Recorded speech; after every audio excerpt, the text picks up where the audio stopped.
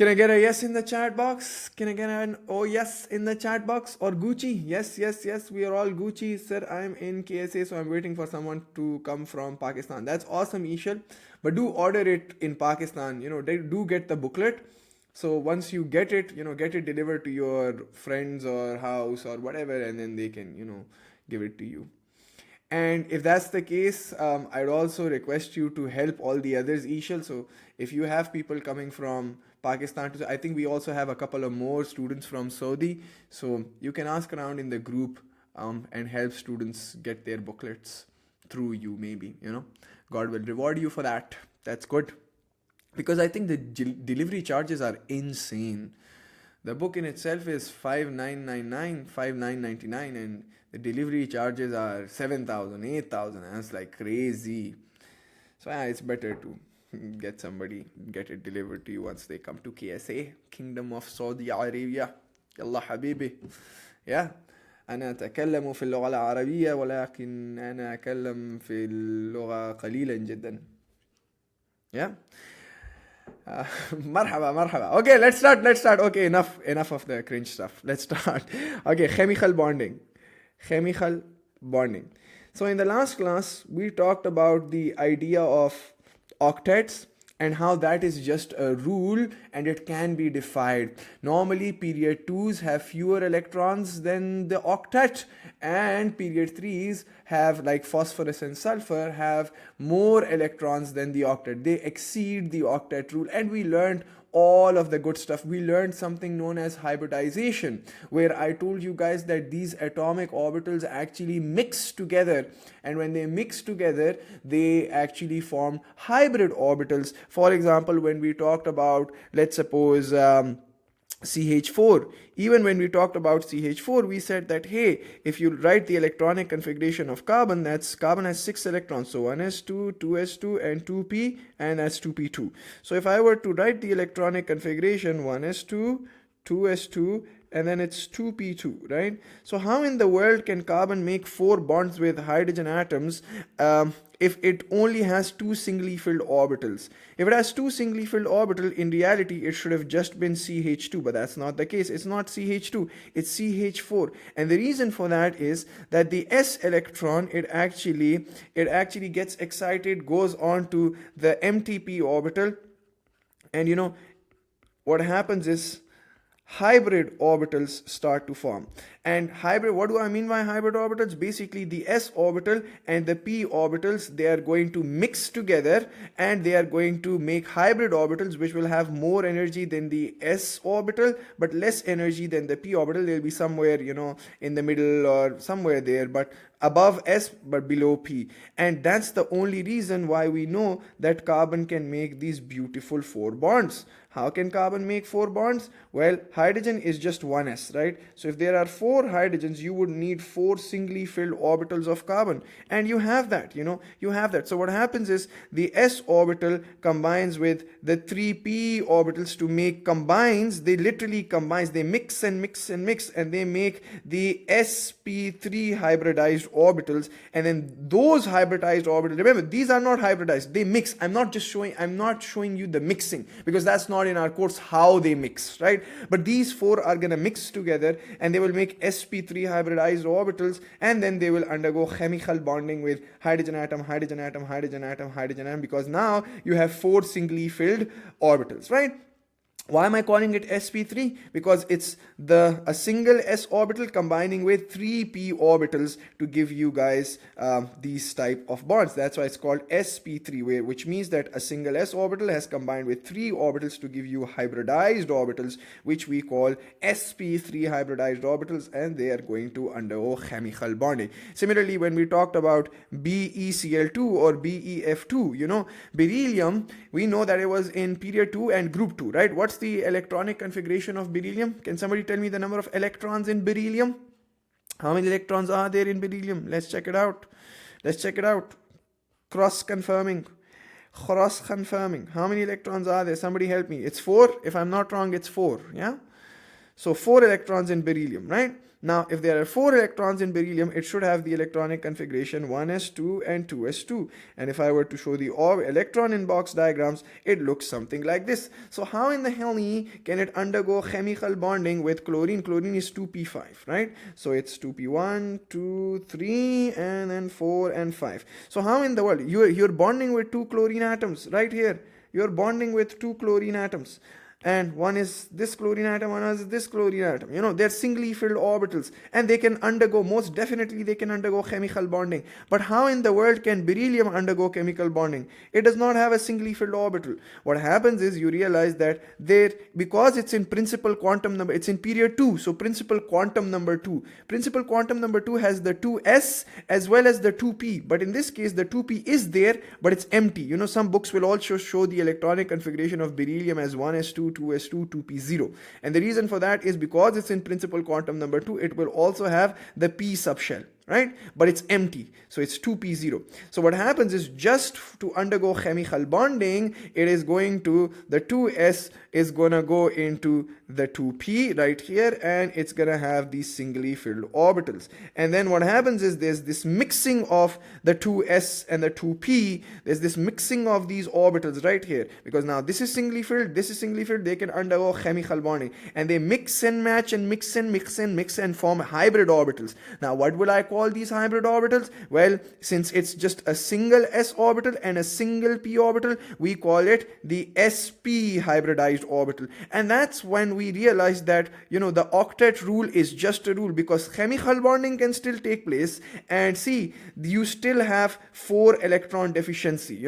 We still have 4 electrons less compared to the octet. If you were to draw beryllium bonded to Cl2, it's just Be bonded to ClCl, and it's just a single bond here, a single bond here, and then you just draw the lone pairs of chlorine, yeah. And why do I know it's just 4 electrons? Because see, once this electron bonds with this electron, that's this bond right here, that's the sigma. Once this electron bonds with this electron, head-on overlap, that's the sigma that forms here. So sigma, and then you realize that, see, these have paired and these have paired. So in total, you have 4 electrons that are involved in bonding, and these 2 orbitals are empty. If you look at beryllium's orbitals, these 2 are empty. So there's a deficiency of 4 electrons if you look at it from the octet rule, from the octet perspective. But again, this can happen. We appreciate the fact in A levels that this does happen. The octet rule is just a rule, and the reason why atoms would undergo chemical bonding is because bond formation is a favorable process. It's energetically favorable, and if bond formation takes place, even though energy might be required for this to happen, but the energy released when bonds formed is far greater, and the atoms love that, because the more energy they give out, the more stable they get, right? But I did not tell you one extra thing. One extra information that I want to talk about today, and then we'll go into, we'll transition into our today's class, which is, sir, won't Be have 2 lone electrons? No, Be does not have any lone pair electrons. Be is in group 2. Be is in group 2, kiddo. So if it's in group 2, it only has 2 electrons in its outermost shell, and it gave 1 electron to this bond and 1 electron to this bond. 1 electron to this bond and 1 to this bond. It has no other electrons. So it's just 2 bonding electrons here, 2 bonding electrons here. And how many lone pairs do you have? 1, 2, 3, 4, 5, 6. You have 6 lone pair electrons because of the chlorine, not because of Be. Be is done for. It just had 2 electrons. It's in group 2. Similarly, if aluminum forms bonds with chlorine, AlCl3, what's going to happen? Aluminum is in group 3. It just has 3 electrons. And all the 3 electrons, it's like this. All the 3 electrons are involved in bonding. Aluminum gives 1 electron here, 1 here, 1 here. So it's done and dusted. That's it. Pair, and pair. That's it. No lone pair electrons for aluminum. It's just bonding.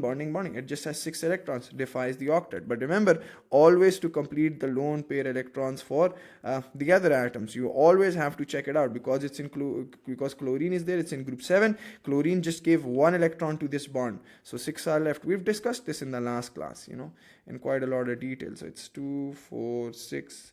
2, 4, 6, whatever. Yeah. Now, one more thing I'd like to tell you. When we talked about hybridization, we talked about it in quite a little detail, and I think I may or may also not conduct an extra class on hybridization, but I will still do it. Hybridization is not directly a part of your course. Just realize that in order to form bonds, in order to undergo bond formation, the atoms are pretty hungry. They are hungry people.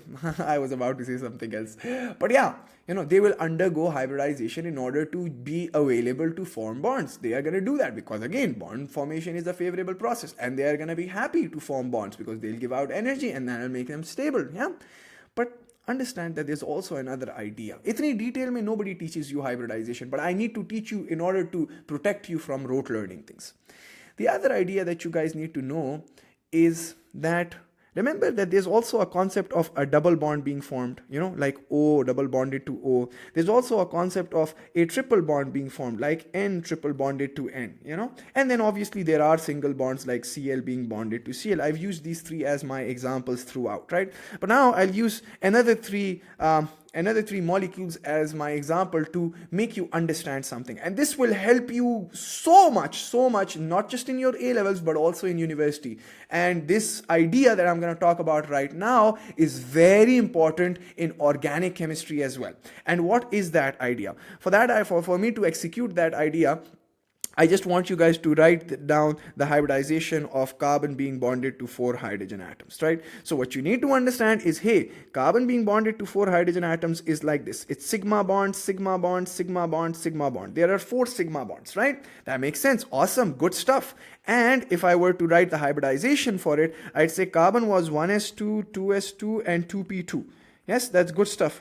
1s2, and that's 2s2, and then it's 2p2. That was carbon right here. How can it make 4 sigma bonds? It just has 2 singly filled orbitals. So what I realized was that this electron goes from here to here. And now see, it's available to make 4 bonds. 1, 2, 3, 4. Great stuff. 4 sigma bonds. And what is the hybridization for it? It's just an s orbital combining with 3 p orbitals. 1, 2, 3. So px, py, pz, since one s, a single s is combining with 3 p's, that's why the hybridization is sp3. So if somebody were to ask me what's the hybridization of this carbon, it's gonna be sp3 hybridized. Awesome. And yes, Fatma is saying I'm writing 2 with it. It's up to you. But normally, you should know it's 2sp3, but normally we just write sp3 hybridized. In your exams, make sure to just write sp3 hybridized, right? Makes sense. Great stuff. Now, you can write the principal quantum number for your own understanding. Now I also want you guys to give you another molecule, which is C2H4. And C2H4 looks something like this. It's ethene molecule. You must have studied this in your O levels and IGCSE. That's your methane molecule, and that's my ethene molecule. Now if I were to just look at a single carbon, both these carbons are identical. It's also making a double bond single, and it's also making a double bond and a single. So I just want to look at this carbon. If I get what hybridization this carbon is, then obviously this carbon will follow the same idea. Now, let's talk about this. Remember, when a double bond forms, can you just tell me how many sigmas and how many pi's are there?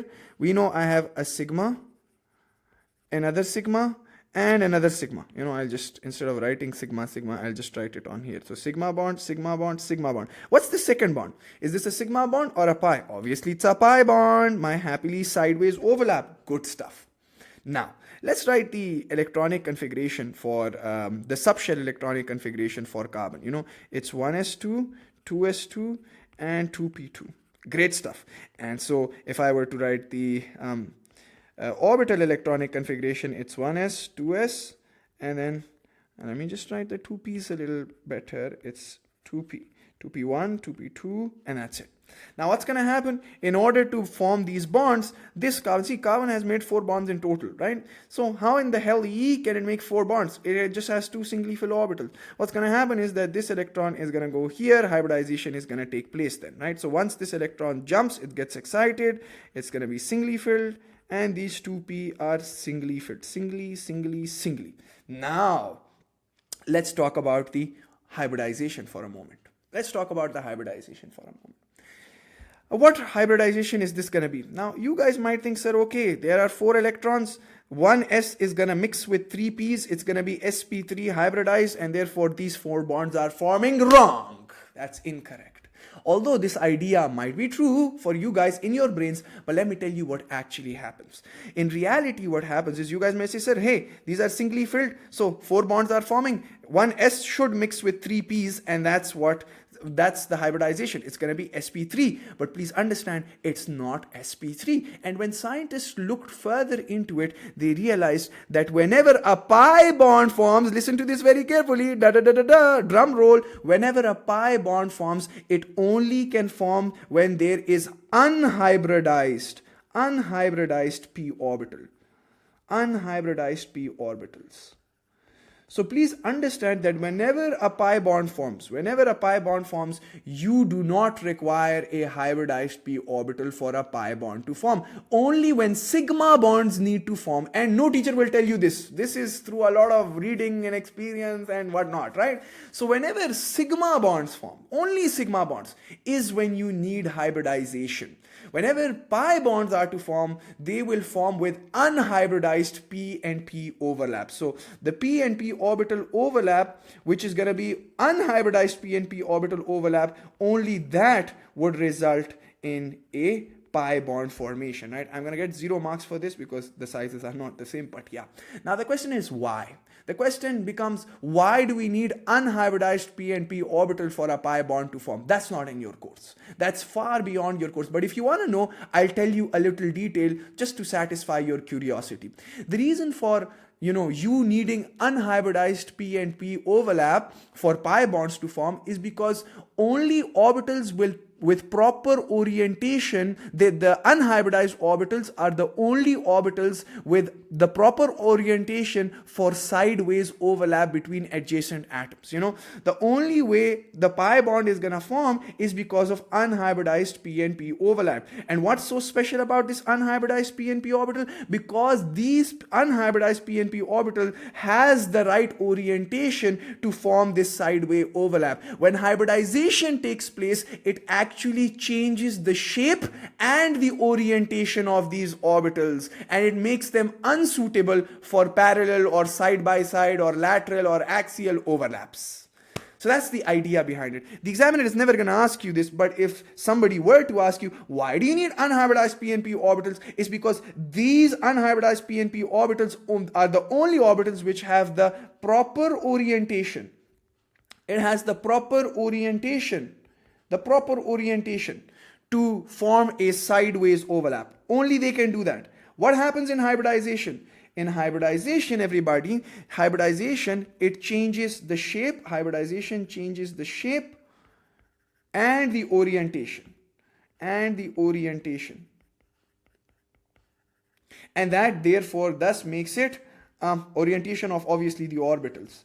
That's why it makes it unsuitable to form orbital overlap. But again, this is not a part of your course. Sir, ye sizes ka maine pucha tha, can't they be different if the orbitals are different in principal quantum? Yes, they can, Sidra, but these are the same principal quantum number. They're 2p and they're 2p. So the same sideways overlap, right? So if it's 2p overlapping with 2p, then you should make the sizes the same, But if they're different principal quantum numbers, yes, obviously they're going to be different, Sidra. Yeah. Okay. So that's the idea behind why only pi bonds can form with unhybridized p orbitals. Now my question to you guys is, what would be the hybridization of this? How the s will mix with how many p's? The s will mix with how many p's? Because realize, if I were to just duplicate this, carbon is going to make a bond with carbon. There's going to be carbon. Each carbon is making 3 sigma bonds, one with hydrogen, and one with the other carbon, and it's making 1 pi bond. So my question to you guys is, how many orbitals need to mix together to form the hybridized orbital? Now you need to understand that only for sigma bonds should hybridization takes place. So obviously the s will mix with how many p's? Well, you need one s and one p and the other p. You just need 3 sigma bonds. Therefore, you need 3 mixes. The s, the p, and the p. And realize that the third p does not need to be hybridized. It shouldn't be mixed. Why shouldn't it be mixed? Because that's the only way that this pi bond can form. So in both carbon atoms, what's going to happen is the s orbital and 2 of the p orbitals, they are going to mix and they're going to make hybrid orbitals in order to form this sigma bond, and this sigma bond. 1 sigma, 2 sigma, 3 sigma. So that's how these sigma bonds. What about the 4th electron? Well, that needs to be overlapped. That needs to have the sideways overlap, which is the parallel overlap, the lateral overlap, the axial overlap, above and below, where the electrons will lie above and below the internuclear axis. That's the pi bond. So for the pi bond, you do not need hybridized orbitals. So remember, pi bond forms with unhybridized p and p overlap. So what is going to be the hybridization of this carbon right here? What is going to be the hybridization of this carbon? It's just the s and 1p and 2p. So it's s and how many p's? 2p's. That's the hybridization. So it is the sp2 hybridized orbital. And same is the case with this. This carbon is sp2 hybridized and this is sp2 hybridized. What about the fourth electron? What about the fourth orbital? The p orbital, right? What about the third p orbital effectively? What will happen to that? That is going to be just like this. And they're going to have this beautiful overlap above and below the internuclear axis, and that's what your pi bond is. So this would remain unhybridized, right? Next, how did we know? How did humans come to know? I'll talk about that in a while. Okay, next, one more question. What if I give you something like this? Carbon triple bonded to carbon, and then bonded to a hydrogen, and then bonded to a hydrogen. Can you tell me the hybridization of this carbon? I'll tell you the shortcuts in a while, but you should know the entire concept behind it, So what would be the hybridization of this carbon right here? I'm recapping all of this because I need to transition into something new today. So, and I need this idea in order to transition into it. So what's going to be the hybridization? Let's just talk about it. So carbon is 1s2, 2s2, and 2p2, right? So just for the purpose of bond formation, this fella is gonna go here, and you need 4 bonds, right? So you're making 4 bonds, so 4 singly filled orbitals. So it's the 2s, you need these many singly filled orbitals in order to form, you need 4 singly filled orbitals in order to form 4 bonds in total. But let's talk about the hybridization. Why would this fella go here? Because 4 bonds. For 4 bonds, 4 singly filled orbitals. But what's going to be the hybridization? Understand how many sigma bonds are there? 1 sigma, and that's the other sigma. Remember, in a triple bond or in a double bond, the first bond is the sigma, and then this is also a pi, and that's also a pi. So you have 2 sigmas and 2 pi's, which means that 2 of the p orbitals, should they be involved in hybridization? Should 2 of the 3 p orbitals, should they be involved in hybridization? Yes, no. Yes, no. Are we going to need 2 p orbitals are these 2 p orbitals going to be involved in hybridization? Absolutely not. Why? Because they need to be unhybridized, because that's the only correct orientation for sideways overlap to take place or parallel overlap to take place. So this is not going to be unhybridized. This is going to be unhybridized. This is going to be unhybridized. They will take part in bond formation, which is the sideways overlap. The sideways overlap, this will be filled, but this is not going to be hybridized. Which orbitals are going to undergo hybridization? The 2s and one of the 2p's. So it's the s orbital and the p orbital which are gonna mix, and that's what hybridization is. It's the process of mixing of atomic orbitals in an atom to form new equivalent hybrid orbitals, and those hybrid orbitals are used to form covalent bonds. So the S and P are gonna mix together. These 2 atomic orbitals are gonna mix together and form new hybrid orbitals, which would be used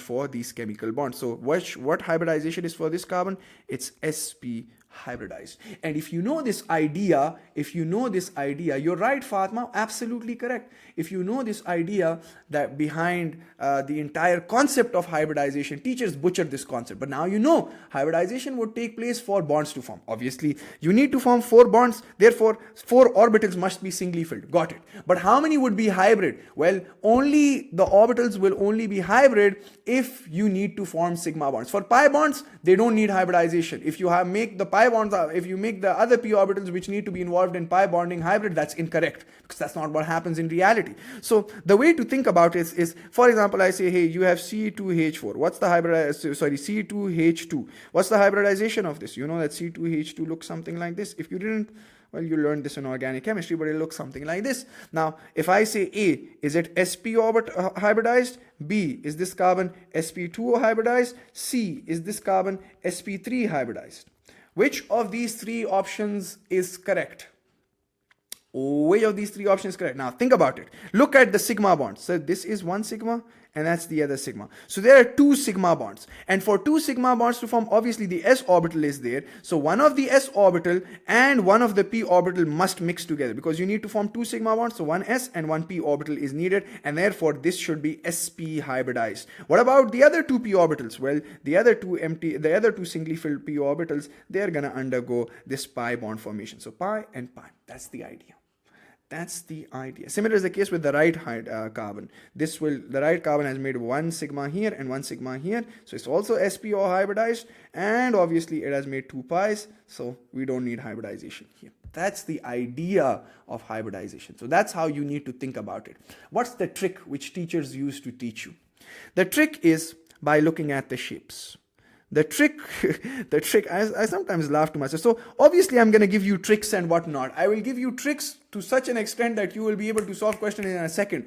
But if your idea is not up to mark, if your concept is not up to mark, all the tricks are useless.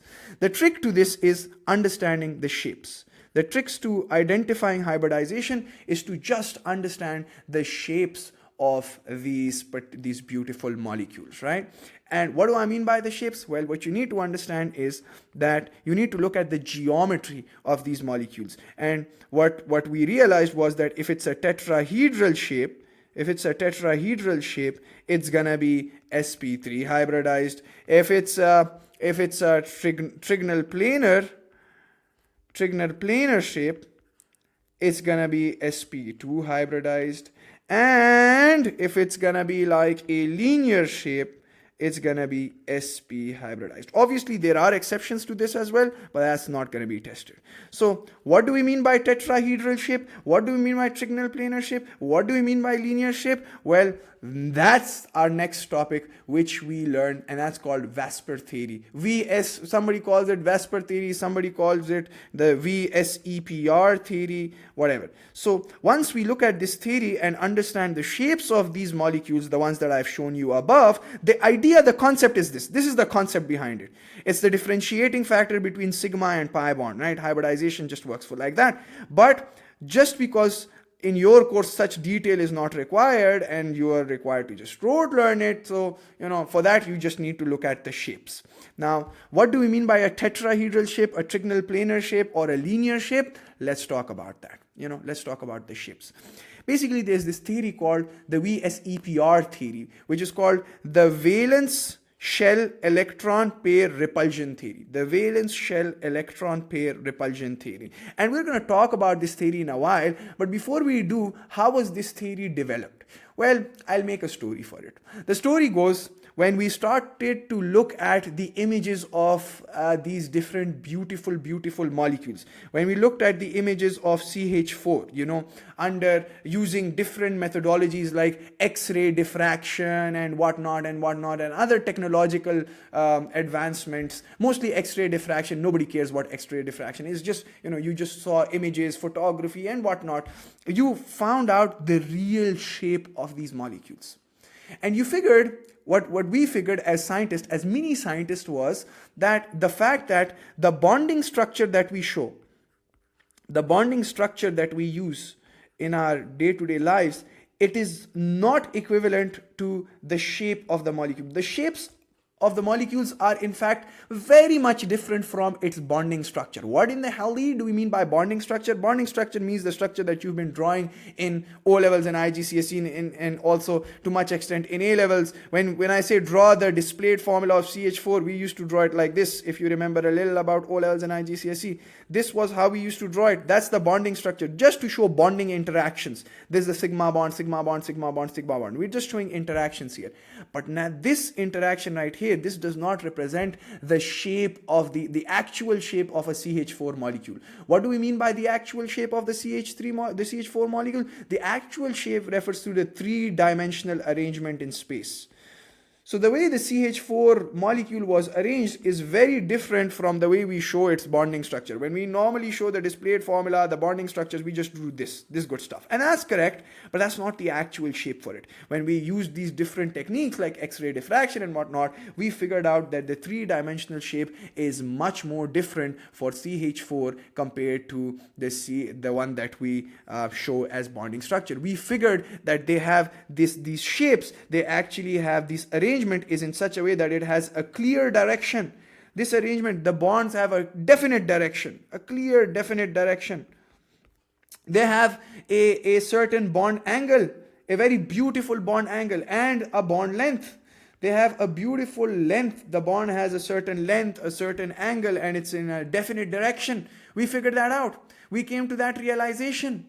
And that's when we started to look at angles and bond lengths in more detail, because that will also, remember when we started off this entire chapter, that will also help you understand molecular polarity, which we skipped. Remember? Do you remember the time? Oh. So in reality, if you look at the bonding structure, it's misleading. Why is it misleading? Because if you look at this structure, you might think that the bond angles between these two atoms right here, that's 90 degrees. You guys may think it's 90, it's 90, it's 90, it's 90, and that's why I say that the bonding structure is misleading. It's totally incorrect. That's not true. They're not 90-degree angles. Well, what is the angle? Well, when we looked at the CH4 molecule, it did not look anything like the bonding structure. It did not look anything like the bonding structure. What it actually looked like was this. This is how it actually looked like. This is how it actually looked like. Right here. That's it. Now, sir, what are these wedges that I've drawn? What are the wedges that I've drawn? Wait a moment, guys. Back to it. Okay, I'm back. Okay. So what it actually looked like was something like this. Like a tetrahedron, you know. That's how it looked like. What are these wedges that I've drawn? Well, these wedges, because we can't draw 3D diagrams on a piece of paper. So what we do is we draw these beautiful wedges. What does this wedge mean? And what does this dotted line mean? Well, this wedge represents an idea that the bond between the carbon and hydrogen is coming out of the board. So you can imagine this as the bond between carbon and hydrogen coming out of the board. So it's not a pyramid, it's just the bond between this carbon and hydrogen coming out of the board, and that's why I'm representing it with this wedge. WEDGE, that's a wedge, you know, out of the board, out of the plane or out of the board. I'm just drawing the 3D structure on a 2D plane. And what do these dotted lines mean? These dotted lines represent that the bond between this carbon and hydrogen is going into the board. So this, you could think of this bond, or if you want to visualize it, you could think that this carbon bonded to hydrogen is going inside the board. So think of it going inside the plane. And this hydrogen and carbon bond is coming outside the board.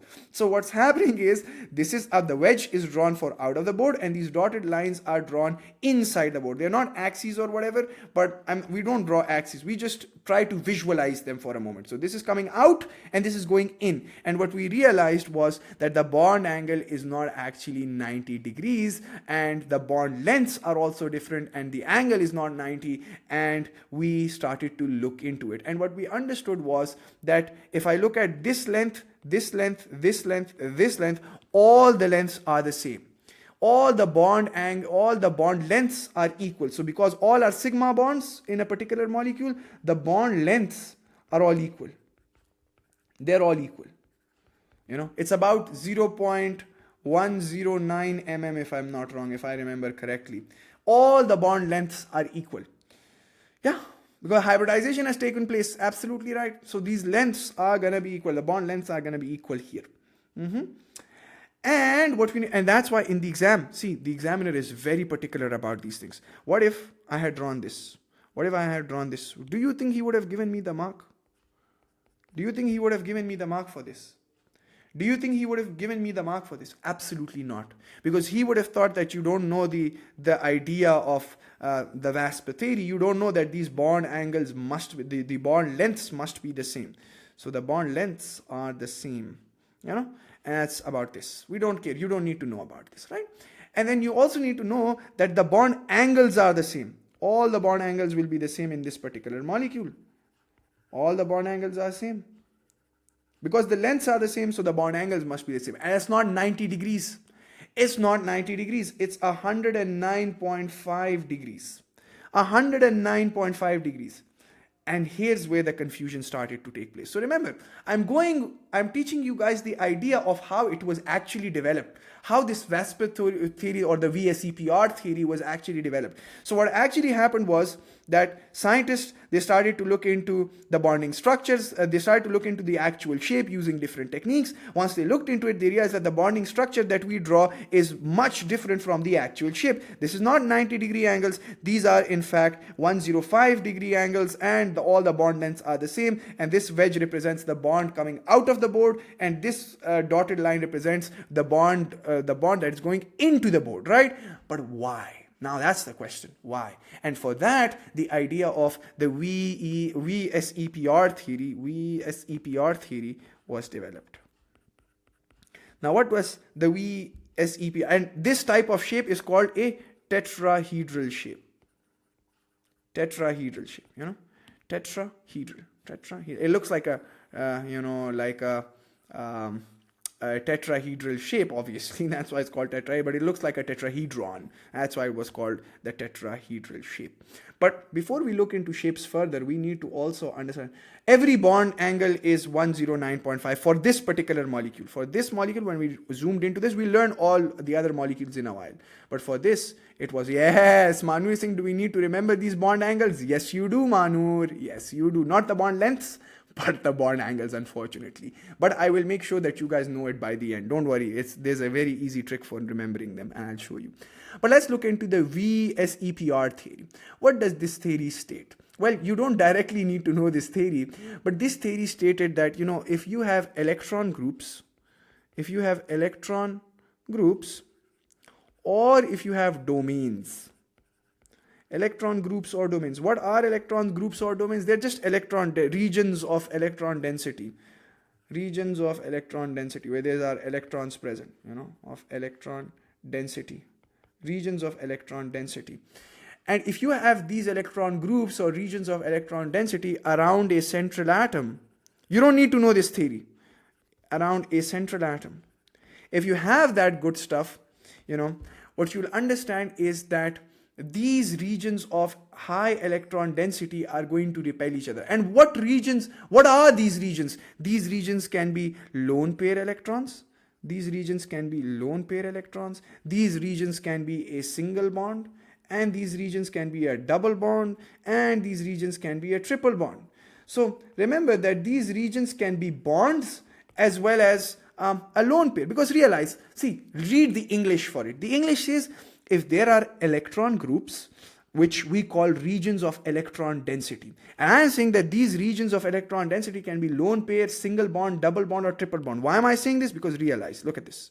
There are no lone pairs in this case, but if you pay attention, where would the region of electron density be? It would be right here. This single bond. Here is where the electron density would lie. Here is the region of electron density. Here is the region of electron density. Here is the region of electron density. So you can call them electron groups or electron domains. It doesn't really matter. And you don't need to know this theory, but I need to explain this theory to you in order to make you understand the shapes, right? So it says if you either have a lone pair, that's also a region of electron density. If you have a single bond, a double bond, a triple bond, they're all region of electron density because that's the region where there's, high probability of finding electrons here, electrons here, electrons here, electrons here, right? So that's electron density. And if you have these high regions, or if you have these regions of electron density around this beautiful central atom, what's going to happen? These regions of electron density will repel each other. So these regions will repel each other. And obviously, they have electrons. Like charges, they repel. So these bonds right here, they're going to repel each other. If it's a single bond repelling single bond, single can repel double, double can repel single. They will all these bonds, and even the lone pair will repel these bonds. All these bonds will repel each other. Why? Obviously through electrostatic force of attraction. This repulsion is going to take place, right? So it says, the VSEPR theory says that if you have electron groups, which can be lone pairs, single bonds, double bonds, triple bonds around a central atom, they will obviously repel each other. That's pretty logical. They will repel each other. And how will they repel each other? Obviously through electrostatic force of attraction, whatever. In chemistry, we only have electrostatic force of attraction. It's actually electromagnetic, but we don't study the magnetic bit. So electrostatic force of attraction, they're going to repel each other. Good stuff. But why do we need to know this? Okay, I know that these regions will repel each other because electrons are negatively charged, like charges repel. They repel each other, and the reason why you need to know this is because this repulsion is gonna dictate the shape of the molecule. So they actually dictate the shape of the molecule, the geometry of the molecule. They will dictate the polarity of the molecule. So it's very important to understand this theory. This theory says that the repulsion is going to take place. And now the question arises, how much will they repel each other? How much will they repel each other? How much? How much will these regions of electron density repel each other? How will this repel? How will this repel? How much? By what angle would they repel each other? Well, for that, you need to know a simple idea. They will repel each other. They will repel each other so that they can have the maximum separation angle. Maximum separation angle. They're going to make a maximum separation angle. So that they are far away from each other. Because see, they're light charges. They want to be as far from each other as possible. As far from each other as possible. And what's the reason for that? What's the reason for that? I'll talk about that in a while. But they need to have a maximum separation. Maximum separation. And the shape is actually dependent on the central atom. So along the central atom, you can actually figure out the shape because these electron densities will repel each other, along the central atom. They will repel each other. And obviously, that's going to create a maximum separation. That's the preferred geometry of any molecule, that they want the bonds to be as far from each other as possible. They want the electron regions, these electron groups or electron domains to be as far from each other as possible and, have the maximum bond angle between them. Why is that the case? Why is that the case? You guys may think, sir, why is it not 90? Why is it 109.5? Why is it not 90 and why is it 109.5? And the reason for that is because that's the most stable. That's the most stable version. That's the most stable arrangement. The tetrahedral arrangement for CH4 is the most stable arrangement. Because the electron domains or the electron groups are as far as possible from each other. And what happens if they are as far as possible from each other? What happens if there's a maximum separation angle between them? Well, that would reduce repulsion, doesn't it? It would reduce repulsion. They'll be as far from each other. But if two guys are fighting, they're continuously shooting on each other. If you guys, separate them, you make one go to America and one go to Pakistan, well, there's going to be less repulsion between them. It'll actually minimize the repulsion. It's pretty practical even. So if there's a maximum separation angle between these bonds, or you could say between these electron groups, because it's not necessarily a bond, it can also be a lone pair. So if there's a maximum separation angle, what's gonna happen? Well, that would minimize the repulsion. Maximum angle minimizes repulsion, and that results in a more stable arrangement. So if the examiner asks you, why is a tetrahedral arrangement in CH4 the most stable arrangement? Why? And why he can ask you the question in many ways. He can say, why is it a 109.5 angle? Why not 90? Why is it a tetrahedral arrangement? Why not square? Why is it this? Why is it that? Well, for that, the answers are all same. You say, hey, it's the tetrahedral arrangement with bond angle of 109.5. Why? It is because the angle, this particular 109.5 angle, gives the maximum separation.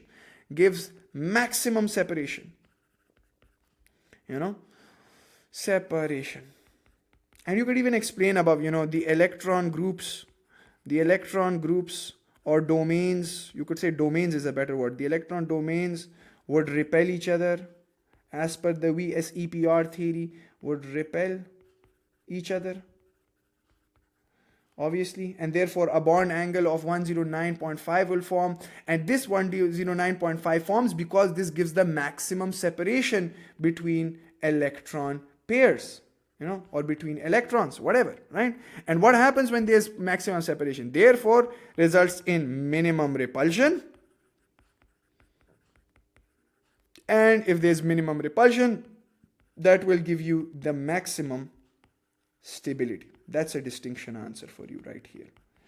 And that's the explanation to every single molecule's angles and every single molecule's electron geometry, right? So or shape, so why would this be a tetrahedral shape, or why 109.5 angle? Because as per the VSEPR theory, the electron domains would repel each other, and they would repel each other and form a 109.5 bond angle. Why? Because this gives maximum separation between the electron pairs, and this results in minimum repulsion and therefore maximum stability. Yusuf is saying, sir, but 109.5 doesn't give maximum separation between each of them though. It actually does, Yusuf. And as the theory, it has proven that 109.5 in a 3D angle, you think of it as a 3D diagram. This tetrahedral arrangement, if you think of it as a 3D diagram, it will actually open your visualization to the fact that this is the maximum separation. It's proven through the VSEPR theory, right? So, you could think about this as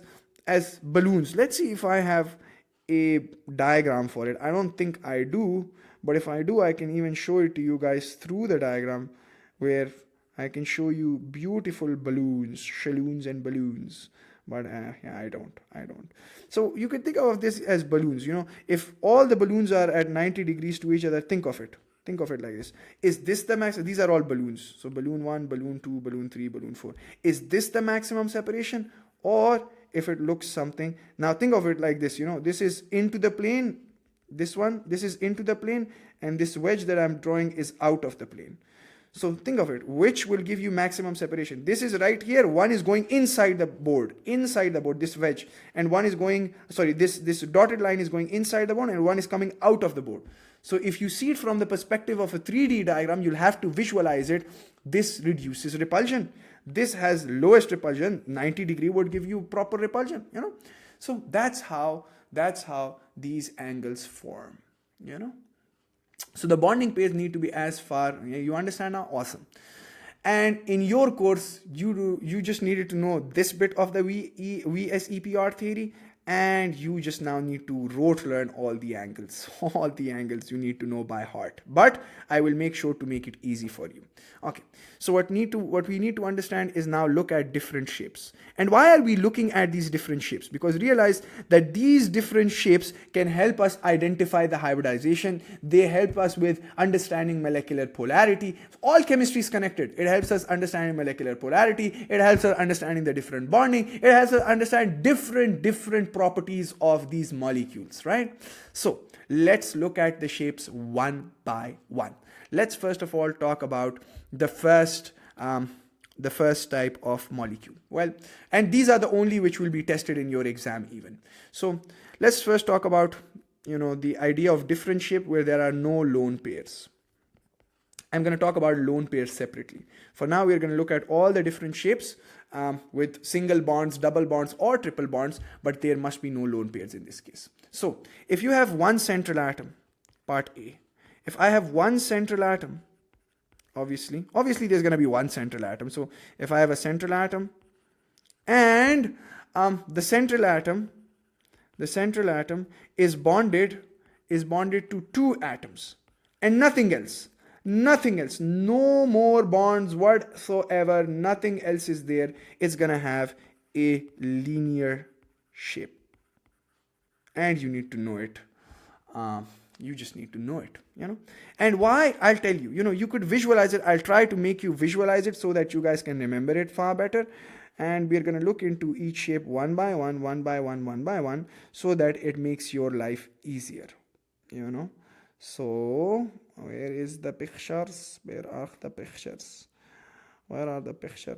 Oh my god, no pictures. Okay, don't worry, I'll make you visualize them. So let's suppose we talk about BeCl2. Now, which group was Be in? It was in group 2, right? So it only had 2 electrons, and both these 2 electrons were involved in bonding. Both these 2 electrons were involved in a chemical bond, sigma bond, right here with 2 chlorine atoms. And if you look at the actual shape of it, the actual shape is a linear shape. Why is it going to be linear shape? Because this shape gives it the maximum repulsion, the maximum separation between these two bonds. Why? To minimize repulsion. Why? To achieve maximum stability. So this shape will give it the maximum stability because it has minimized repulsion. See, it couldn't be like this. Think of it on your own. It couldn't be like this because these two angles would repel each other, repel each other, repel each other until and unless this bond reaches right here. Now they are at 180 degrees from each other. 180 degrees. So remember, if there's a central atom bonded to two atoms, no matter the number of bonds, the number of bonds doesn't matter.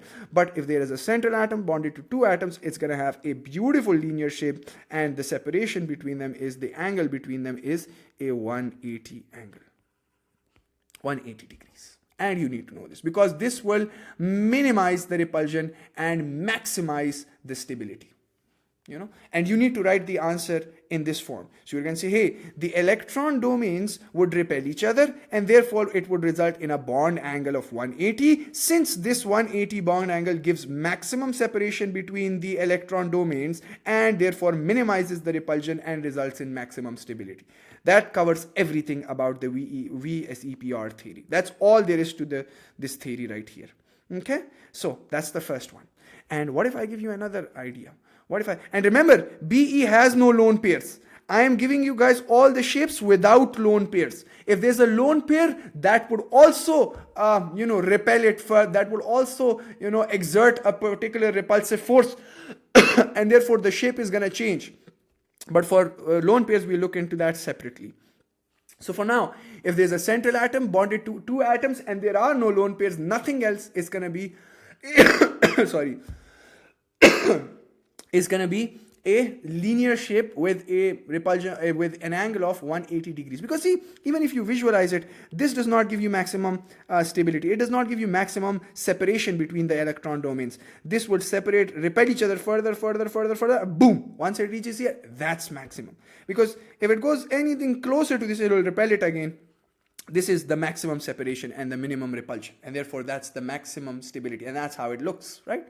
Now, that's 180 degrees. And the way I learned it, I was like, hey, all the angles are 360. Like if I make this into an entire circle, if I were to make this into an entire circle, just half that. That's how I remembered this, that linears are always 180. But it even makes sense, linear 180. That's it. It's like half a circle, What if you have carbon bonded to an oxygen here and bonded to an oxygen here? Would this have a linear shape? Would this have a linear shape? Question. Would this have a linear shape? I've drawn the bonding structure maybe. Maybe I've drawn the bonding structure. But would this be linear? Absolutely it will. Because realize it's a central atom bonded to two atoms. No matter the number of bonds, they will be like, oh my god, repel.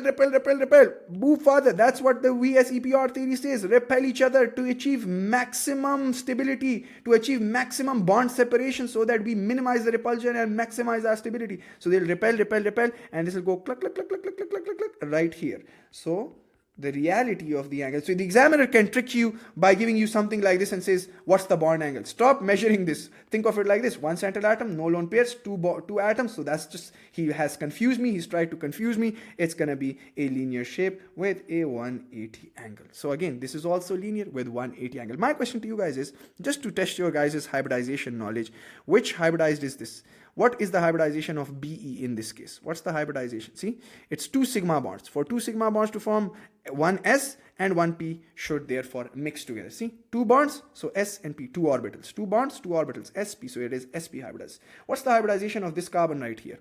See, it is making four bonds, so the two S is singly filled and the two P are all singly filled because making four bonds, right? But what's the hybridization of this? Think of it. What's the hybridization? What's the hybridization? See, this is a pi bond and that's a pi bond. So for hybridization to take place, it just takes place for sigmas. So that's sigma, that's sigma. And you know why? Because pi bonds, in order for a pi bond to form, it needs to have, in order for a pi bond to form, it needs to have an unhybridized p orbital. No, Fatma, not sp2. Think about it again. You need for one bond, one orbital. So one bond, the s orbital, and for the other bond, the p orbital. So what is it? It's sp hybridized, not sp2, Fatma, sp.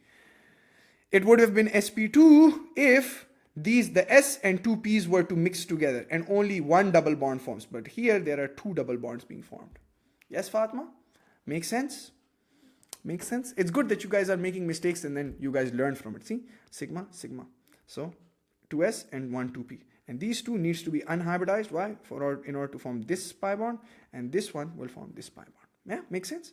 And if you look at this, you'll see a correlation. You'll see a correlation. If the shape is linear, what's the hybridization? Normally, when the shape is linear, what's the hybridization? If the shape is linear, what's the hybridization? Do you want me to give you another example? Let's suppose you have carbon being triple bonded to a nitrogen and being bonded to a hydrogen. What's the bond angle? What's the bond angle and what's the shape? Come on, be quick. Shabash. What's the bond angle and what's the shape? Come on, I've drawn the bonding structure. The examiner will do everything to confuse you. But you need to just keep the concept in your mind. Hey, repel, repel, repel. Where, till what point? Well, there's no lone pair. Two atoms, they will repel each other maximums. This will go here, this will go here. Tuck, tuck. That's a linear shape. That's a beautiful linear shape. And the angle is 180. These are free marks in the exam. Literally free marks in the exam. Around, out of 60 marks, 6-7 marks are of this. Literally. Now, can you tell me how many sigmas and how many pi's are there? Well, that's the sigma, that's a sigma, and there is a pi, and there's another pi. What's the hybridization? What's the hybridization? What's the hybridization? Think about it.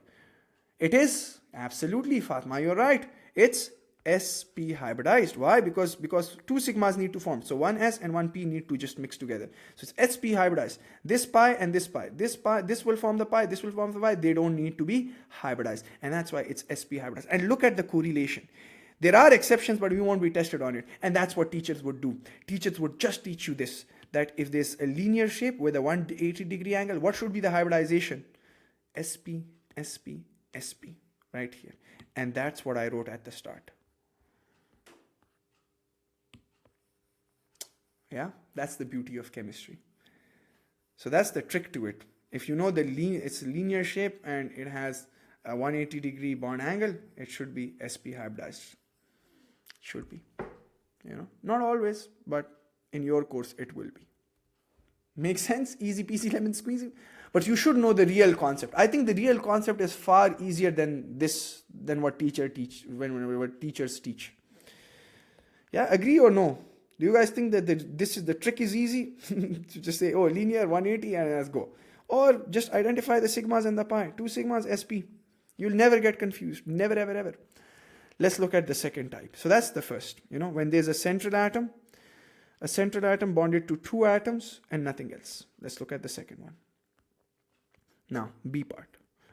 It's a central atom. There's a central atom. And it's being bonded to three atoms and nothing else. Nothing else. No lone pairs whatsoever. Now, if they're bonded to three atoms, for example, I give you BCl3, for example, I say AlCl3, for example, I say BF3, for example, I say HCOH, whatever, right? Whatever I give you, you know, if there's just one central atom and it's bonded to three atoms and nothing else, no other structure, nothing else. What should be the bond angles? What should be the bond angles? COH की जगह CHO कर देते हैं. What should be the bond angles? Well, and what should be the shape? Boron, if you think that it's going to be linear, that's not correct. If you think it's something like this, that's incorrect. You know, this does not give you a maximum separation. You need to make sure that it has maximum separation. This will repel this will repel this, these will repel each other, and they'll clock, and they'll repel each other in such a way that this is going to move a little here, and this is the shape. We've proven all these shapes. This is the shape that will form. This is how they have the maximum separation. This shape right here. I'm not talking about NH3 for now. NH3 also has a lone pair, Mahnur. NH3 also has a lone pair. But see, boron was always always write the group number of the central atom. Boron was in group 3. It gave all 3 electrons. So no lone pair. No lone pair, only 3 atoms bonded. What should be the shape? Well, this type of shape is called trigonal planar. Trigonal planar. Why is it called trigonal planar? The reason why it's called planar is because all these bonds lie in the same plane. Even in linear, all the bonds lie in the same plane. All the bonds are in the 2D same plane. They're not like tetrahedral shape where one is going into the board and one is coming out of the board. No, they all lie in the same plane. So if I look at trigonal planar, why am I calling it trigonal? Trigonal because three bonds, trigonal planar, right? So it's a trigonal planar shape, and what's the bond angle between them? The way I've learned it is, I said, hey, if this is the entire circle, you divide it in 3, and therefore I went like, hey, that's 120, that's 120, that's 120. That's the maximum separation that you're going to get because it's in the same plane. If it's in the same plane, I can use the idea of circles. If it's a 3D plane, if it's a 3D diagram, not in the same plane, then I can't use this idea of circle because one is going into, out to, and whatnot. So I can't use the circle. But here, since it's a 2D structure, they all the bonds lie in the same plane. I can just make a circle and say, hey, that's 120, that's 120, that's 120. So I'm going to say it's trigonal planar, and the bond angle is 120 degrees. It's like a fan. If you imagine a fan, it's like a fan. Fan has this trigonal planar structure. So they lie all flat, like points on a piece of paper. If that's a piece of paper, 1 point is here, 1 point is here, 1 point is here. If that's a piece of paper, for linear, there are 2 points. So they both, if it's a linear or if it's trigonal planar, they will all lie in the same plane, in a 2D plane, But what if there's one central atom? So C part now. One central atom bonded to 4 atoms and nothing else. No lone pairs. Remember, I'm not discussing lone pairs for now. So one central atom bonded to 4. So we've learned 180, we've learned 120. 180 is linear, 120 is trigonal planar. And what if there's one central atom bonded to 4 other atoms and nothing else? Like our fella CH4. So it's no lone pairs because carbon was in group 4. It gave all 4 electrons to the bonds, right? So what should be its shape? Well, again, we discussed that. That should be tetrahedral. So one is here, one is here, and then obviously one is coming out of the board. This wedge, the wedge means it's coming out of the board. And these dots means it's going into the board. So think of it like this: out, in, and then 2 are in the same plane. So one is going out, one is going in, and then only 2 bonds are in the same plane, which are these 2, right? And one is going out and in. So what are the angles? Well, for that you just need to know it. It's 109 degrees, and it's proven. They've proven it. And what's the shape? That's a tetrahedral shape. That's good stuff. Nothing else. There are no lone pairs on carbon. No lone pairs. That's it. A beautiful tetrahedral shape. Very beautiful. I'll show you all the diagrams at the end of the class, right? What if it was a central atom? Let's suppose I'll call this central atom X. And what if it was something like this? What's the shape?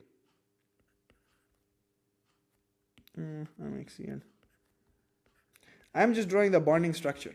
What's going to be the shape? This is, I'm going to confuse you to much extent. And it has no lone pairs. So no lone pairs. No lone pairs. No lone pairs. What's going to be the shape? It's just like a puzzle. You say, hey, 4 atoms, a central atom, 4 other atoms. The bonds really don't make a difference. Really don't make a difference. Yes, there is an effect, but that effect is not in our course. Really, it has a very negligible difference. So they're going to all repel.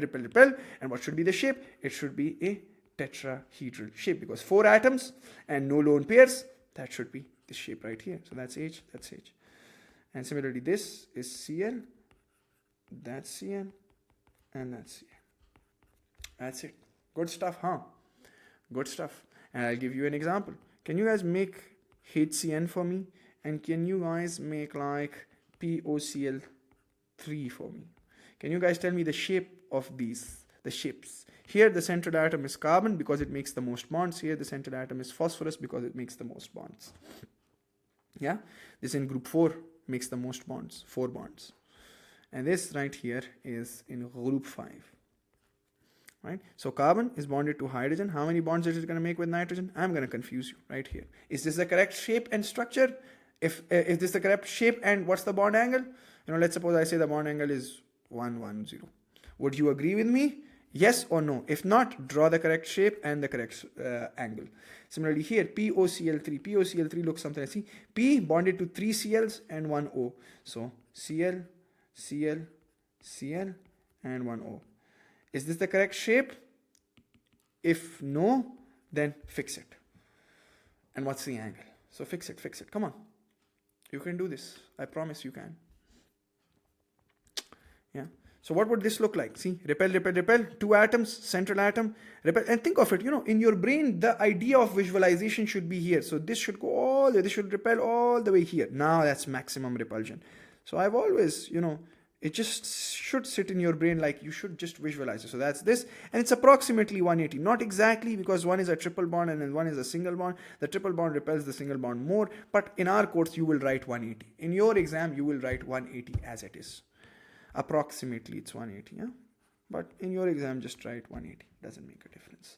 Now again, this one, one atom, no lone pairs. How do I know there are no lone pairs? Phosphorus was in group 5, so one electron to this bond, one to this bond, one to this, one to this, one to this, all 5 are used, so therefore it's tetrahedral. No lone pairs, 4 atoms bonded to it, tetrahedral.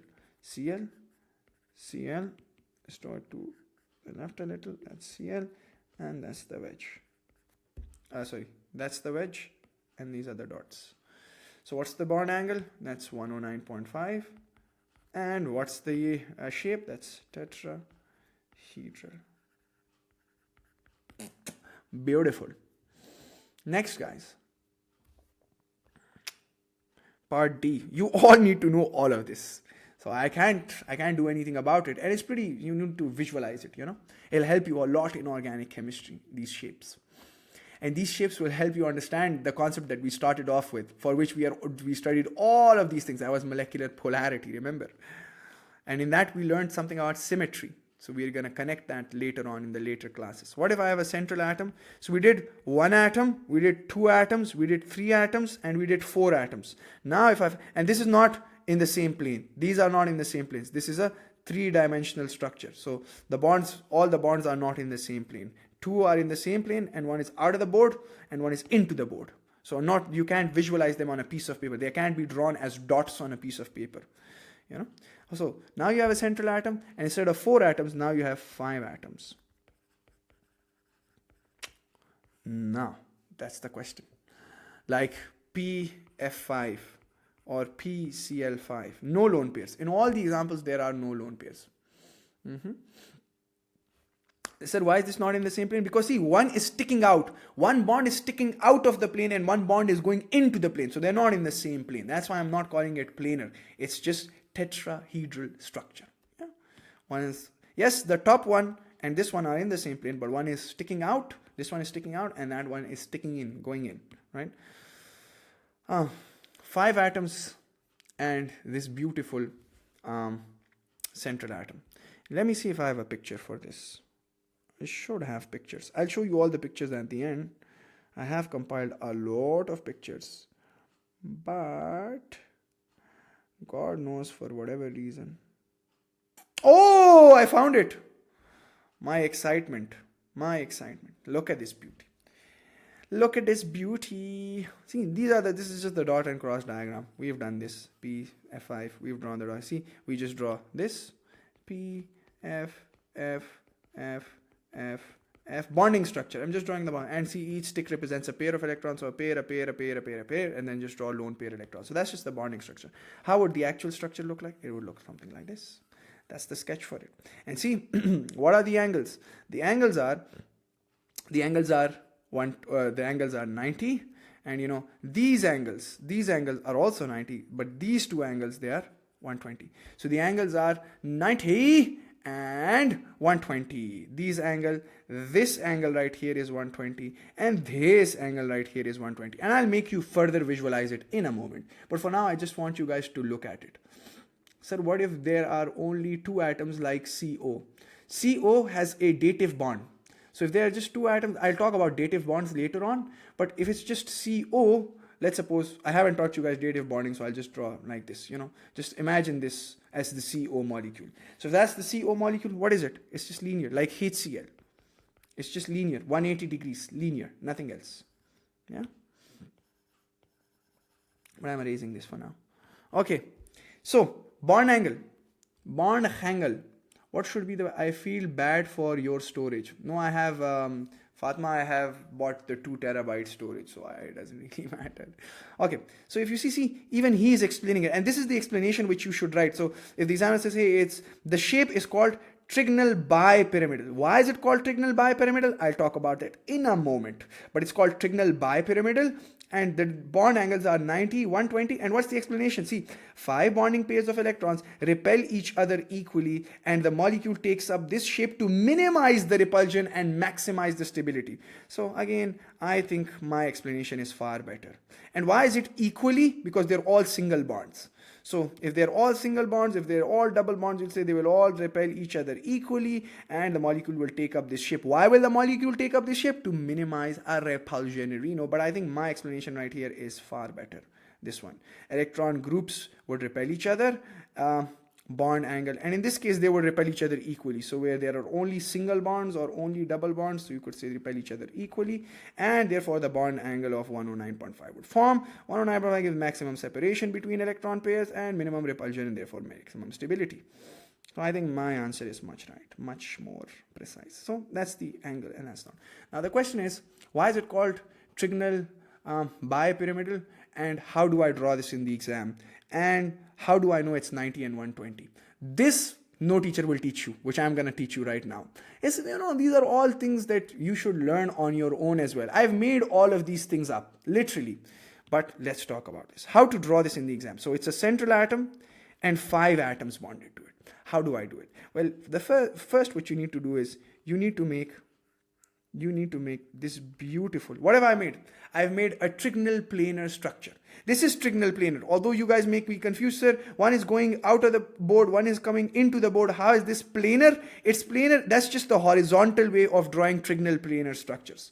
So I'm going to draw trigonal, trigonal, trigonal planar. That's the trigonal planar shape that I'm going to draw. And when you draw it horizontally, it is still trigonal planar, but when you draw it horizontally, you draw one into the board and out of the board. That's how you draw it horizontally, right? But it is still a planar structure. It is still planar. Now, what are the angles between trigonal planars? What are the angles between trigonal planar? What are the angles? Panki ke beech mein. What are the angles? That's 120, 120. So the angle right here is 120, right here 120, right here 120. Yes, everybody agrees. So that's where this 120 comes from. So this 120 angle is here, this 120 angle is here, and this 120 angle is right here. That's the first step of drawing it. The second step is P being bonded to F's. So this was F, F, F, and then you just bond it linearly. So it's just a trigonal structure, a trigonal planar bonded linearly to these two. So where does the 90 angle come from? The 90 angle comes from when you combine these two together. How do you make it? When you combine these 5 atoms together, one is F right here, one is F right here, one is this. That's the trigonal structure, which will give me the 120 angles. And when I stick the F here and when I stick the F here, that's the 90 degrees. These are the 90 degrees.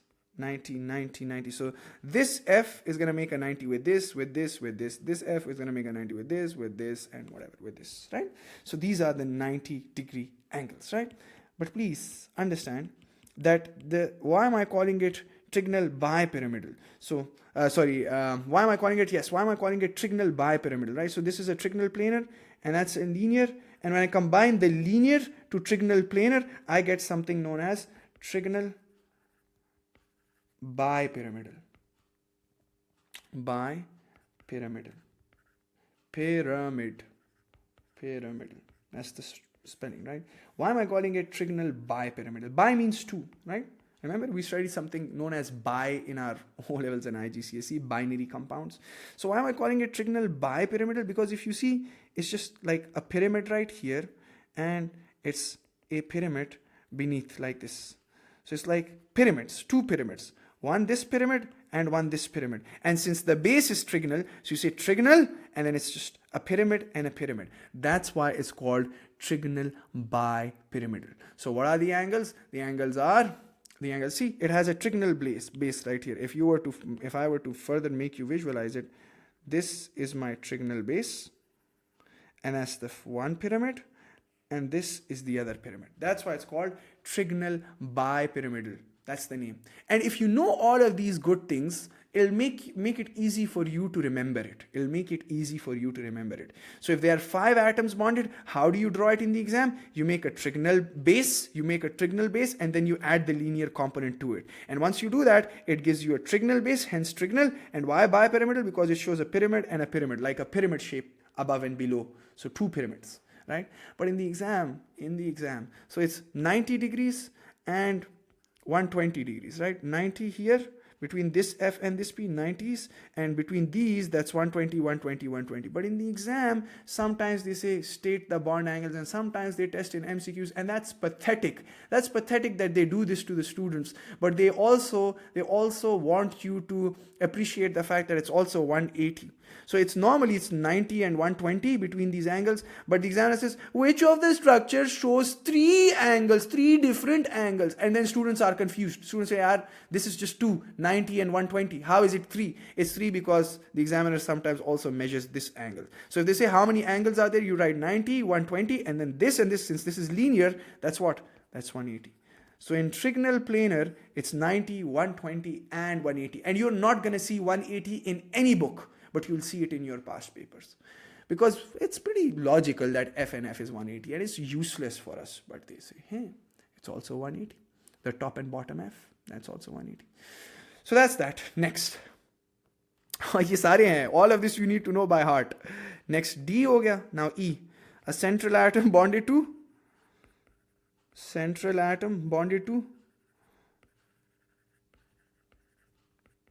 6 atoms. Always remember, bipyramidal. Yeah, there's more, Fatma, there's a lot more, like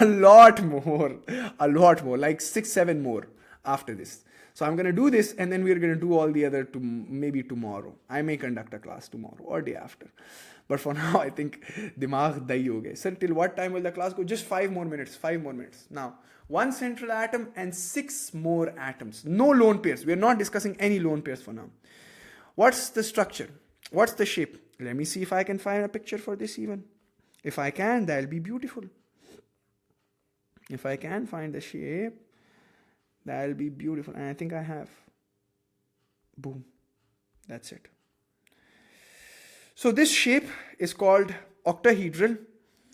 And so it's central atom bonded to 6 atoms. The shape is right here, octahedral, and all the bonds, be it this and this bond, this and this bond, this and this bond, this and this bond, all the bonds are 90. All the bonds. See, it's even showing it to you. 90, 90, 90. And see, even 180 can exist here as well. See, even this can even exist, 180. So 90 and 180, you could say, for your own sake. For your own sake, you could also add 180 in your copies, so that you know if it's ever tested in the exam. You could say, sir, my brain is hurting exactly the same way you said it would. I know, Fatma, I know. It does hurt after this. So it's 90 and 180. Normally, it's just written 90 here, but it's also 180 between these two. You know?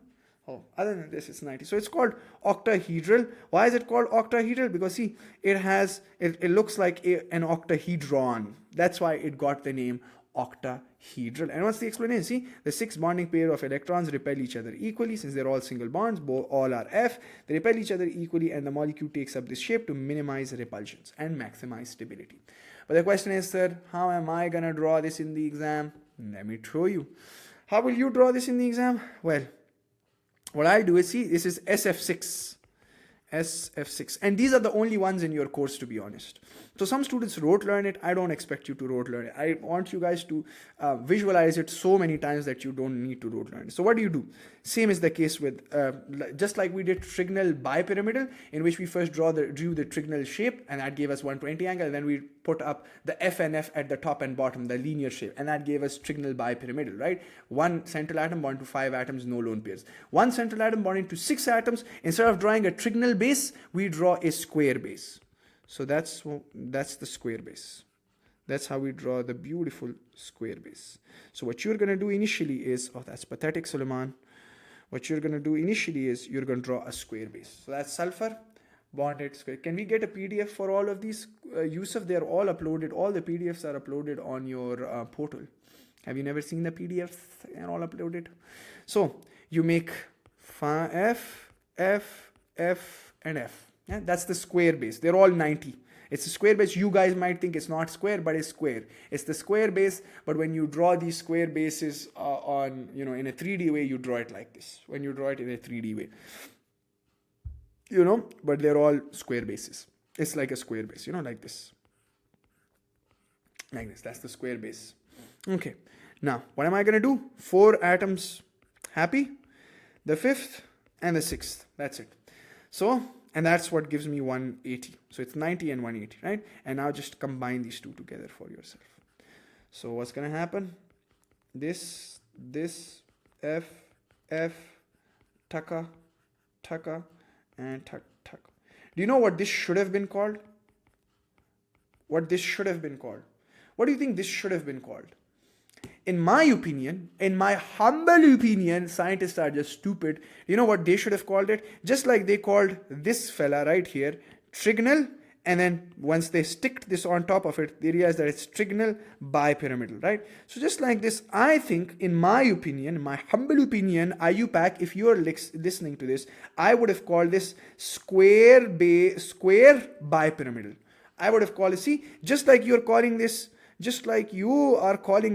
trigonal planar, why in the hell are you making it difficult for students? You said, hey, it's a trigonal base, so trigonal, and bipyramidal, sorry. It's a trigonal base, so trigonal, and why bipyramidal? Because there are 2 pyramids. Similar is the case here.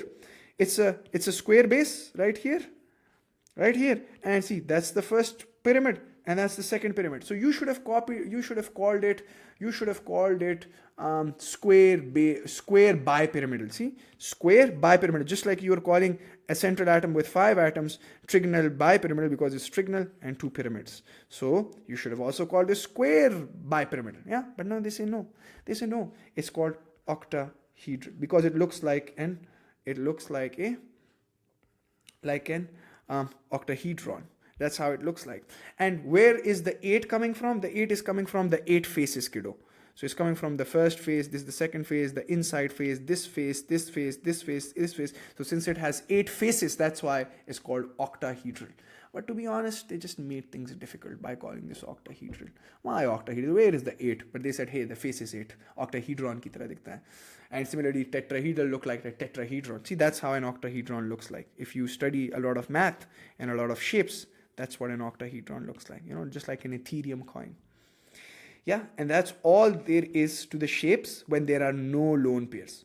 What if there are lone pairs? Then the shape is different, and that you need to know tomorrow. So, in summary, please listen to the summary. It's the most important summary of the summary is the most important aspect of the entire class. So, we started off with a central atom and 2 atoms bonded to it. That was linear, linear, good stuff.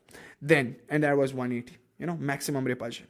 And then you had a central atom and 3 atoms. No lone pair. Remember, in all cases, no lone pair. Lone pair would alter the shape, which you will do in the next class. No lone pair. So, central atom, 3 other atoms, it was trigonal planar.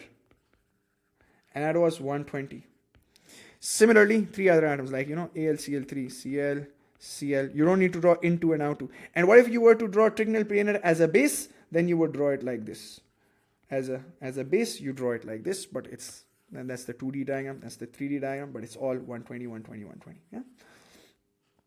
Then next, central atom bonded to 4 atoms. 4 atoms. So that's tetrahedral. No lone pairs in all cases. I'm repeating myself over and over again. Tetrahedral. And that's 180. 180 keh raha hu. 109.5 kya ho gaya Salman. And then you have central atom bonded to 5 atoms. That's trigonal because it has a trigonal shape, right? Trigonal base. So trigonal bipyramidal. And that's what? That's 90, 120, and remember your beautiful 180. And 180 I'll put in brackets. It is 180 is also there. Central atom bonded to 6 other atoms. That's what? That's octahedral. Although it should have been squared bipyramidal. But here. And that's 90. All the angles are 90, but between the linear one, the F and F, that's going to be 180. This is like SF6. This one is like PCl5. This one is like CH4. This one is like AlCl3. And these are the most common which are tested. And this is like BeCl2. None of these have lone pairs. That's it. That's the summary. That's the summary. Acha. You also need to see, drawing these three are the easiest. Drawing the first three are easiest. X, X, that's Y, that's Y. That's linear. If I were to draw the trigonal planar, trigonal 3. So if I were to draw trigonal planar, I'll call this Y, Y, and Y. Easy. If I were to draw tetrahedral, this is X, that's Y, one out of the board, one into the board. That's why. This is easy. But what if they ask you to draw these two? Students often mess this up. So I've dissected it for you. What do you do with trigonal bipyramidal? Trigonal base. So if it's PCl5, so I'm going to do P, and I'm going to first draw the trigonal base. You will never get it wrong if you draw it like this. Bipyramidal, when did this pyramid come from? Well, I stick one Cl here and one Cl here. That's it. That's how you draw it. Easy, guys. So I'll also show you to draw it instead of just showing you the shape and tell you, oh, you're on your own. No, you're not on your own. I'm here. Yeah. Yes, sir. Yes, sir. And what if I say SF6? So, first of all, octahedral, but remember, sir said something as square bipyramidal. Just like trigonal bipyramidal, square bipyramidal. So let's first draw the square base. Sir taught us this. So I'm going to first draw the square base. The square base. That's F, F, F, F, and I'll stick one F at the top and one F at the bottom. And that's the bond angles here were 120 because of the base, and also 90 because of the linear that I've stuck on. See, this is 90. If you visualize this going inside and this on top, so that's 90, and this right here is 180. And in this case, this entire bit is 180 and all the others are 90, 90, 90, 90. It's 90 and 180. And that's it. That's how you do. What if I say draw HCHO last? HCHO. It looks something like this. You'll learn this in organic chemistry, but HCHO looks something like this. Is this the correct shape for it? Yes, no. If not, make it. If not, make it. If not, make it. Come on. Be quick. Be quick. Make the correct shape. There are no lone pairs. 3 atoms, 1 central atom, 3 tri. What's the shape? It's trigonal planar. So it's trigonal planar right here. And what's the bond angle? It's approximately 120, because now not all the bonds are of the same. It's not exactly 120. And some books, like for example, if you're a Pearson Edexcel student, it may be possible, because Pearson focuses more on easy concept and easy visualization. See, Pearson says that, hey, the double bond has a higher electron density right here. So it will exert a stronger force. It will exert a stronger force. It will repel these two bonds strongly.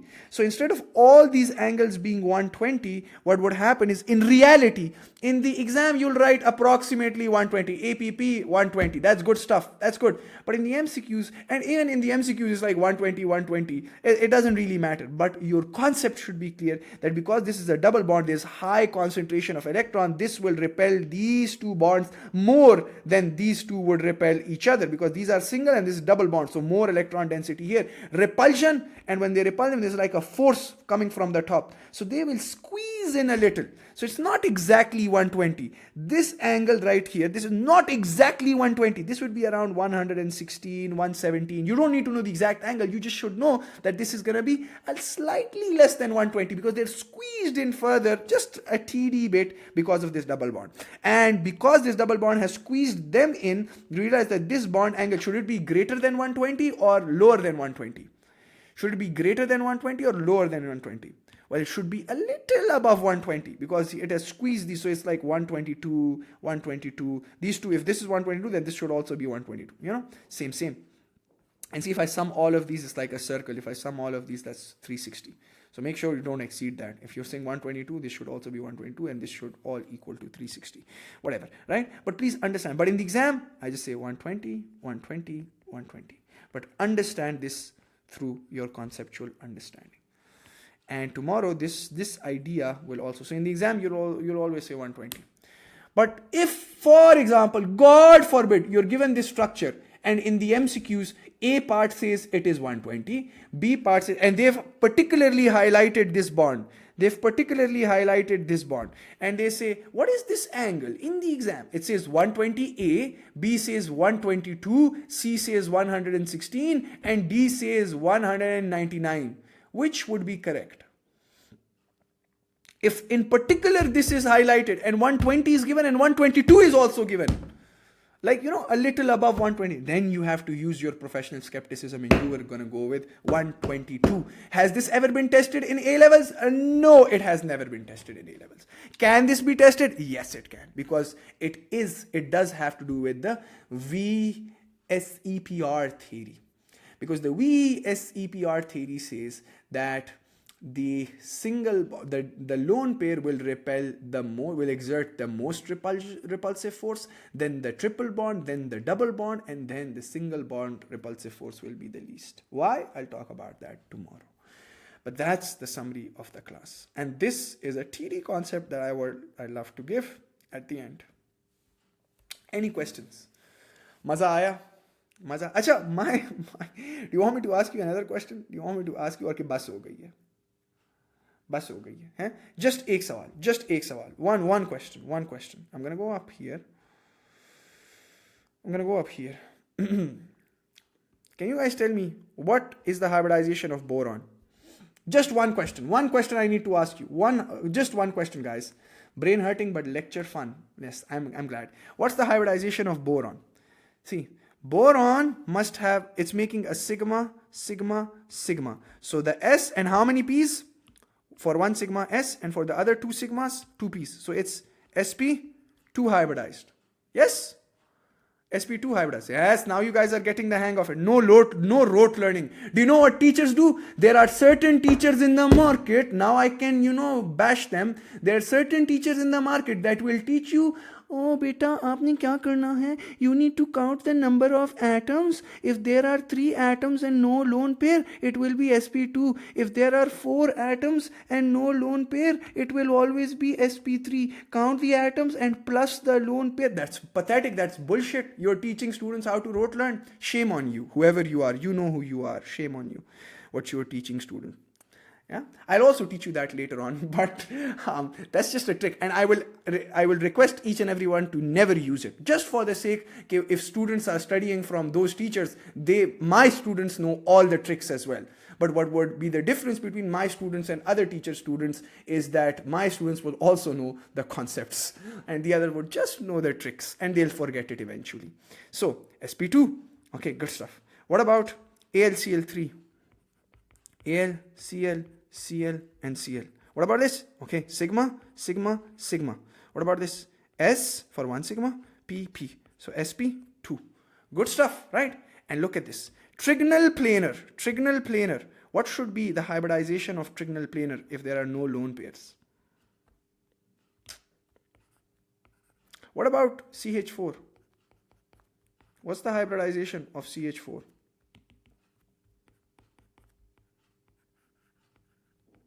What's the hybridization? So sigma. So it's S and P and P and P. So it's which 4 orbitals should mix? The S and the 3p orbital. So it's sp3. And that's it. So if there are no lone pairs and the shape is tetrahedral, sp3, trigonal planar, sp2, linear, sp. But that's a shortcut. That's a trick. You should know this. I think this is far more fun. This is far fun. Because see, if I give you something like this, if I give you something like this, now those who will first draw the shape and then draw this, draw that, if you guys know the real idea, you can exactly understand the hybridization by just looking at it. I'm just going to look at carbons for now, right? So carbons, what is going to be the hybridization? Carbon, it's sigma sigma sigma sp3. Carbon, it's sigma sigma sigma but a pi. So one s and two p's should combine. So this is sp2. How easy? One sigma right here, sigma sigma. So one s and two p's should combine. So sp2. And this is the pi bond. This is the pi bond. Remember, the pi bond is not going to be needing hybridization. It is going to be unhybridized. Again, look at this stuff. Look at this fella right here. This fella is sigma sigma, only two sigma. So s and p. So this carbon right here is sp.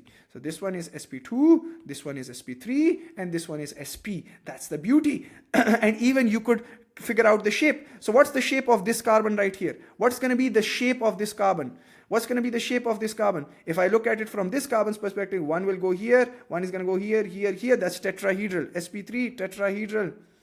And bond angles, 109.5. What about sp2? sp2 right here. What's going to be the shape? Trigonal planar.